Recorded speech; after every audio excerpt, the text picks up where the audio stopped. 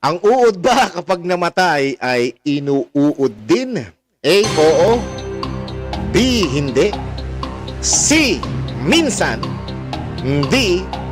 Walang tamang sagot. Ano ang idea mo dito kapag tungkol sa uod? Naka-attend ka na ba ng funeral ng uod? Hindi pa. Walang imbitasyon sa akin eh. Wala ba? Saka hindi ako basta-basta pumupunta ng lamay eh. Bakit? Ng mga burol. Kasi hindi rin sila pupunta sa burol ko eh. Sabagay. Oo, kung sino man yung nakaburol dun hindi naman makakapunta yun sa burol ko. Hindi ko na pupunta. Parang kayo. Pero parang mali yun, no? Yung tinatawag nating, kunyari namatay. The late.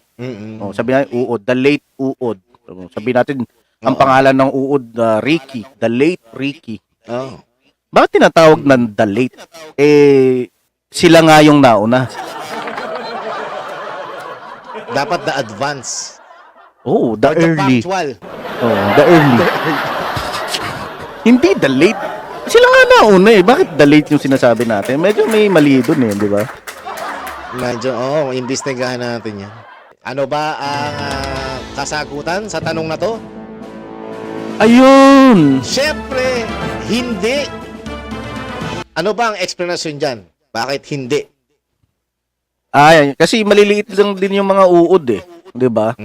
Oo. So, hindi na siya inuuod. Ang nangyayari sa uod, pagka namatay, nilalanggam po.